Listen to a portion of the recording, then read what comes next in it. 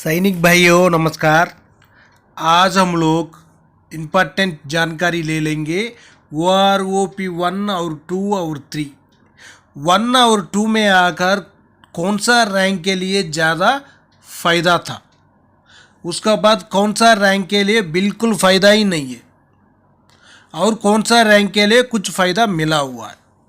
ये तीनों का रैंकों का किस किस को फ़ायदा हुआ है, किसको फ़ायदा नहीं हुआ है और OROP 3 में फ़ायदा होगा नहीं होगा, उसका बारे में सारा जानकारी इस वीडियो को माध्यम से ले लेंगे। आप लोग मेरा चैनल में नया आया होने से सब्सक्राइब कर लेना।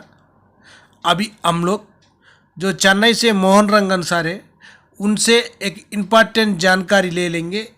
जो सार ने जो पे और पेंशन के बारे में सारा जानकारी आपको अच्छी तरह समझा देंगे। जय हिंद दोस्तों, मैं एयर वेटरन कॉर्पोरल मोहन रंगन चेन्नई से।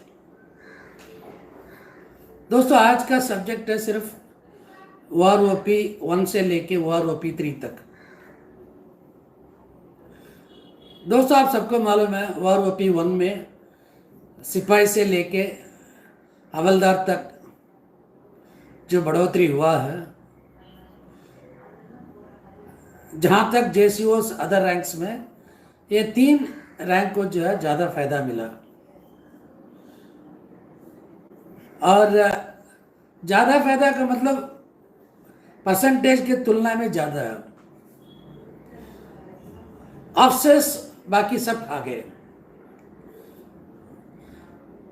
सभी चुप थे क्योंकि हम लोगों को पता नहीं था उस टाइम, लेकिन टेबल आने के बाद हमें पता चला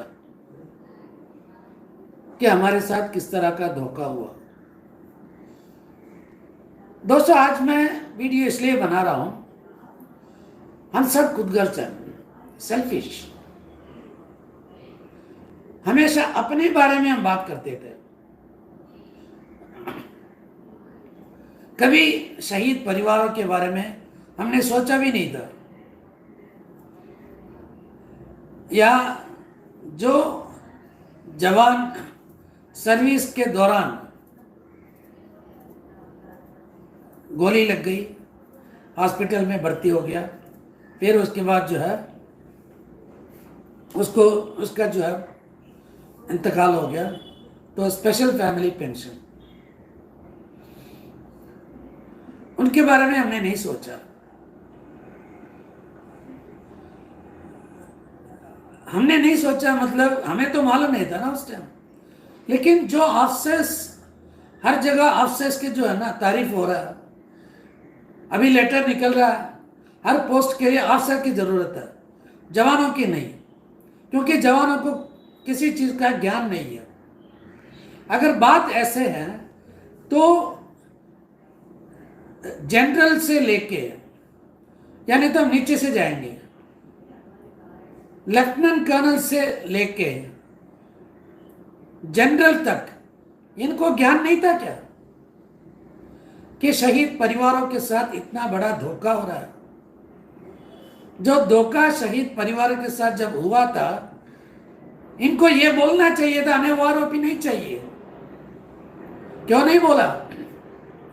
अभी कहते हैं कि डिग्रेडेशन की बात हो रही है, उस टाइम भी डिग्रेडेशन की बात हुआ। शहीद परिवार को क्या मिला था OROP 1 में, OROP 2 में, OROP 3 में क्या मिलने वाला है?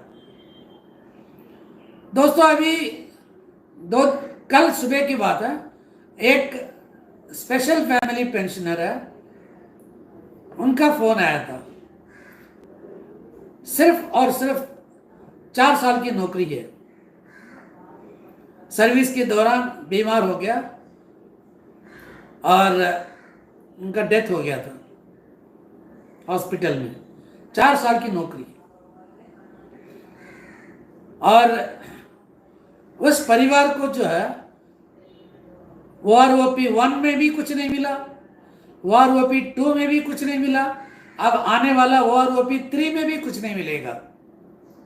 अब आप बताओ कि ऐसे ऐसे जो लोग हैं जिनको OROP जो मतलब वॉर ओपी के लिए हकदार है, उनको कुछ नहीं मिला। लेकिन 34% से लेके 36% कर्नल एंड वो लेके गए। 28% से लेके 34% तक लेफ्टिनेंट कर्नल और कुछ मेजर्स जिनको लेफ्टिनेंट कर्नल के तौर पे दे दिया। लेकिन इनको क्या मिला है?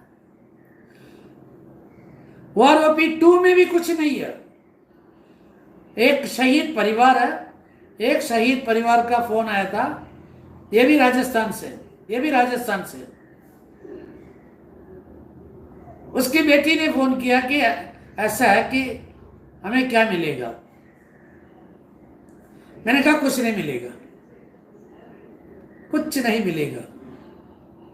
वो शहीद कौन से रैंक पे हुआ? नायब सूबेदार की रैंक पे शहीद हुआ। लेकिन वॉर ओपी 2 में नायब सूबेदार इतने साल सर्विस के लिए कुछ नहीं है। दोस्तों, मेरा कहना यह है, अब कभी भी आप टेबल चेक करोगे तो इनका चेक करो, जो शहीद परिवार है और जो विकलांग होके जो जिनका डेथ हुआ, डिसेबिलिटी वो ले रहा था लेकिन उनका डेथ हो गया, उसके परिवार को क्या मिल रहा है, और जो वुंडेड यानी कि घायल परिवार, घायल मतलब जवान जो जीवित है उसको क्या मिल रहा है? 3 साल 4 साल मतलब उसका ये मतलब वार बैटल कैजुअलिटी हो गया, क्या मिला उसको? कुछ नहीं। लेकिन आपको ये सोचना है कि ऑफिसर्स को हम ये क्यों बता रहे हैं ऑफिसर्स ले गए, तो वॉर ओपी जो है सिर्फ और सिर्फ जवानों के लिए जिनका मतलब कंधे में बोझ बहुत ज्यादा है। लेकिन उनको क्या मिला है क्या नहीं मिला, ये कोई भी ये अफसोस की बात है। बड़ी दुख के साथ मैं ये कह रहा हूं कि किसी को कोई इंटरेस्ट नहीं है। आप अपने आप को फौजी समझते हो, अपने आप को फौजी बोलते हो, जो भी डाल देता है कितना मिलेगा उतना मिलेगा, लाखों में व्यूज जाता है। मुझे कोई परवाह नहीं है किसको कितना व्यू मिलता है। लेकिन ऐसे जो बात होती है उस चैनल पे, अब आने वाला है टेबल में इतना आएगा उतना आएगा। मैं हमेशा ये कह रहा हूं कि भाई 2 लोगों के बारे में वीडियो बनाओ डेली। शहीद परिवारों को क्या मिलेगा, क्या मतलब शहीद परिवारों को क्या मिलेगा, और स्पेशल फैमिली पेंशनर्स को क्या मिलेगा, और बैटल कैजुअलिटी वार जो मतलब विकलांग वार बैटल कैजुअलिटी उनको क्या मिलेगा, इनका एक टेबल बनाओ। और ऑफिसर्स को क्या मिलेगा,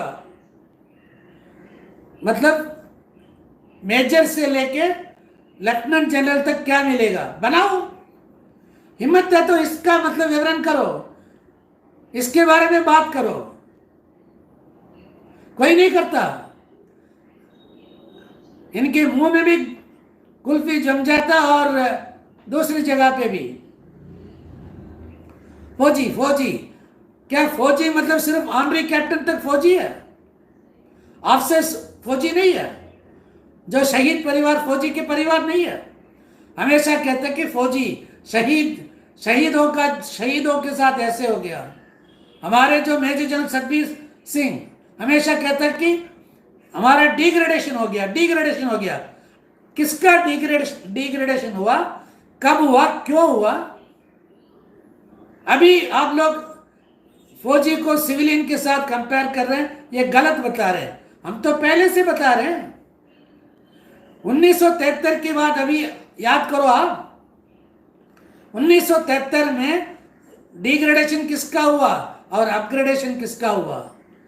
डिग्रेडेशन हुआ था सिर्फ और सिर्फ सूबेदार मेजर तक, खासकर सिपाही नायक हवलदार का।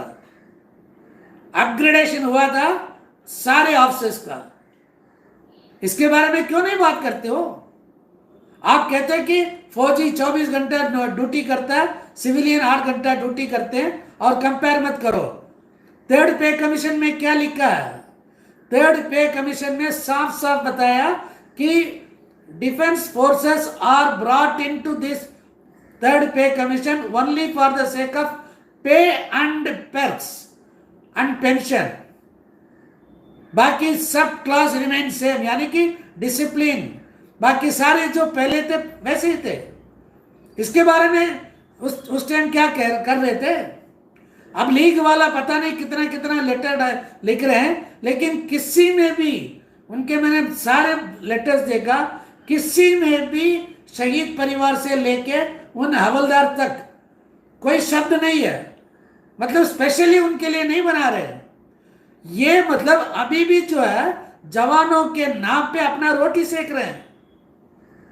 ये यूट्यूब बनाने वाले आर्मी कैप्टन लोग और लेडीज और नायब सूबेदार, आप लोग चुल्लू भर पानी में डूब के मरो, आपके में कोई दम नहीं है। आप सर्विस में भी ऐसे थे, अभी भी ऐसे ही है। एक कहता है, नायब सूबेदार कहता है कि हम लोगों को एक साथ होके काम करना है, हमें लड़ना चाहिए। अरे लड़ना चाहिए, 4 लाख तुम्हारे सब्सक्राइबर है या 3 लाख सब्सक्राइबर है, 10,000 सब्सक्राइबर लेके आ जाना दिल्ली, खाने पीने का व्यवस्था हम करेंगे। 10,000, 3 लाख आपके पास सब्सक्राइबर है, 2-2.5 लाख। एक आर्मी कैप्टन रोज डालता है, अभी 4 लाख पार हो गया उसका। वो दलाली करता है अफसर के लिए, केस अफसर के लिए दलाली करता है। अभी पहले यूट्यूब चलाता था, अभी दलाली कर रहा है वकीलों के लिए। एक दूसरा जो आर्मी कैप्टन है वो जाके एनपीएस अच्छा है, ओपीएस से यूपीएस अच्छा है। अरे आपको क्या मालूम है?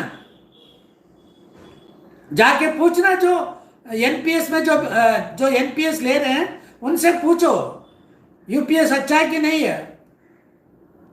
अभी जो भी मतलब प्रधानमंत्री के साथ अभी बैठक हुआ था 24 तारीख को, उसमें कोई ऐसे लोग नहीं है जो मतलब कल को जो है यूपीएस में या एनपीएस में फायदा लेने वाला है।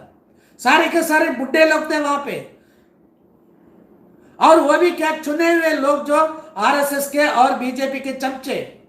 इनको क्या मालूम है कि 2004 के बाद जो बाहर आने वाले उनका दर्द क्या। और ये मतलब हमारे चाटुकार जितने भी है, नायब सूबेदार से लेकर आर्मी कैप्टन तक, ये सारे के सारे आरएसएस वाले हैं, बीजेपी वाले हैं। मैं ओपनली कहता हूं। अरे तुम लोगों को क्या पता है कि एनपीएस ओपीएस यूपीएससीएस क्या पता है? तुम्हें तो इतना ही आता है कि मतलब सरकार को मतलब वाहवाही करना है ताकि तुम्हारा रोटी अच्छा चल सके। अरे लड़ो, पहले अपने शहीद परिवार के लिए लड़ो, अपने विकलांग जो वेटरन्स है उनके लिए लड़ो, अपने स्पेशल फैमिली पेंशनर्स के लिए लड़ो, फिर बाद में दूसरों के बारे में बात करो। दोस्तों ये बात हर एक अपने जो फौजी है उन सबको जो है ना शर्म के मारे सिर्फ नीचे झुकना चाहिए। हम लोग तो मतलब जिंदा बच के आए हैं। मेरे जैसे तो मतलब एयरफोर्स का छोड़ो, एयरफोर्स में बहुत कम लोग जो है शहीद होते हैं, बहुत ही कम, ना के बराबर समझ लो। लेकिन सबसे ज्यादा शहीद 2 साल 2.5 साल 3 साल नौकरी करके, और आज भी शहीद हो रहे वही है, और उनके लिए कोई आवाज नहीं उठा रहे हो। मुझे क्या मिलेगा? सूबेदार मेजर पूछता हूं मुझे क्या मिलेगा, आर्मी लेफ्टिनेंट पूछ रहा मुझे क्या मिलेगा? मिलेगा बाबा जी का ठल्लू। दोस्तों ये आज मैं ना कल मतलब 2-3 दिन से इतनी कॉल्स आ रही है सिर्फ शहीद आर्मी नायब सूबेदार की, मतलब आर्मी नायब सूबेदार, शहीद परिवार, स्पेशल फैमिली पेंशनर्स और नॉर्मल फैमिली पेंशनर्स। गुस्सा इसलिए बहुत ज्यादा आ रहा है क्योंकि इनके पास तो ऑफिसर्स का नंबर नहीं है ना, और ऑफिसर को क्या पता है? मैं अभी बताता हूं, ऑफिसर्स को अपने पेंशन के बारे में पता नहीं है। ऑफिसर्स अपने पेंशन कैलकुलेशन नहीं कर सकता, ये सिर्फ साइन करना जानते हैं, बाकी काम करने वाले कोई और है। बाकी की वीडियो जो है मैं शाम को बताऊंगा। तब तक के लिए जय हिंद, वंदे मातरम, भारत माता की जय।